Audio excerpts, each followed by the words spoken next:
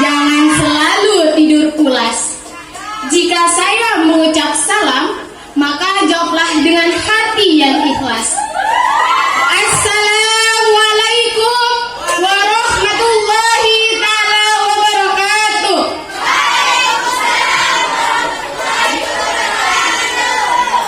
Innal hamdalillah nahmaduhu wa nasta'inuhu wa nastaghfiruhu wa na'udzu billah min sururi anfusina wa min sayyiati a'malina wa man yudillahu faman yudillalah wa man yudhillahu faman hadiyalah. Asyhadu an la ilaha illallah wa asyhadu anna Muhammadar abduhu wa rasuluh la nabiyya wa la rasula ba'dah. Amma ba'du. Dewan juri yang saya hormati dan sahabat-sahabat sekalian yang dirahmati Allah. Pertama-tama marilah kita panjatkan puja serta puji syukur kita kehadirat Allah Subhanahu wa taala, Allah zat yang maha luhur yang nikmatnya tak akan pernah terukur sehingga kita bisa hidup bahagia di dunia sampai alam kubur. Salawat beriringkan salam semoga tak tercurah limpahkan kepada baginda termulia anti durhaka, Habib tertinggi anti korupsi, pemimpin umat tanpa dasi. Beliau adalah Habibana wa Nabiyana Muhammad sallallahu alaihi wasallam yang telah menuntun kita dari zaman biadab menuju zaman beradab yang kita nantikan syafaatnya di yaumil kiamat. Pada kesempatan kali ini saya ingin berpidato dengan judul Semangat Nasionalisme Generasi Muda Muslim Indonesia dalam Membangun Kesejahteraan Bangsa. Sahabat-sahabat yang dirahmati Allah, jika kita berbicara tentang nasionalisme, nasionalisme adalah satu kata yang memiliki makna yang sangat luar biasa. Sering kita mendengar bahwa nasionalisme memiliki arti cinta, cinta terhadap bangsa, cinta terhadap negara, cinta terhadap tanah air kita, Indonesia. Sikap nasionalisme sangat diperlukan dalam kelangsungan hidup suatu bangsa demi memunculkan rasa persatuan dan kesatuan.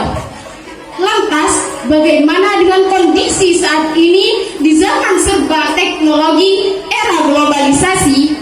Rasa nasionalisme sudah mulai memudar, rasa nasionalisme sudah mulai berkurang, apalagi di kalangan para pelajar. Budaya dan teknologi luar sudah menghiasi kebiasaan pelajar. Kebiasaan yang sesuai dengan kebudayaan kita itu tidak akan memunculkan masalah. Akan tetapi kebiasaan yang tidak sesuai dengan kebudayaan kita itu yang akan memunculkan beberapa masalah. Maka dari itu peran pemuda muslim sangat berpengaruh dalam mengisi perjuangan dan mempertahankan kemerdekaan. Sahabat-sahabat yang dirahmati Allah, generasi muslim adalah generasi penerus bangsa, di mana masa depan bangsa ada pada tangan mereka. Sebagaimana yang disebutkan dalam satu hadis yang artinya sesungguhnya di tangan pemuda lah nasib suatu bangsa. Namun dengan perkembangan zaman yang semakin maju ini malah menyebabkan memudarnya rasa nasionalisme dalam diri pemuda karena adanya pengaruh-pengaruh budaya barat yang sedang melanda generasi muda muslim Indonesia.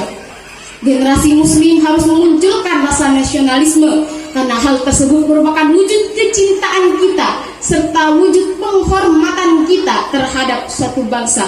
Maka dari itu kita sebagai generasi muda harus melakukan hal yang terbaik bagi bangsa dan meningkatkan harkat dan martabat bangsa di kancah dunia.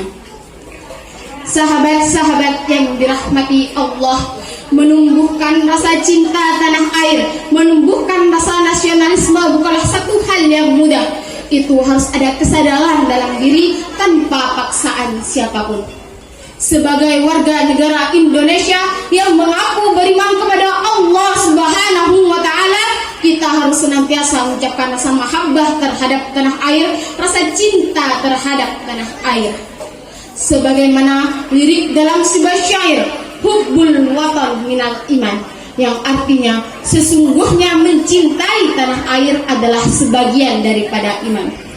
Kita bisa melihat contoh nyatanya adalah perjuangan para pahlawan. Mereka rela mati dan menjadi syuhada di medan perang dan menghasilkan Indonesia yang merdeka.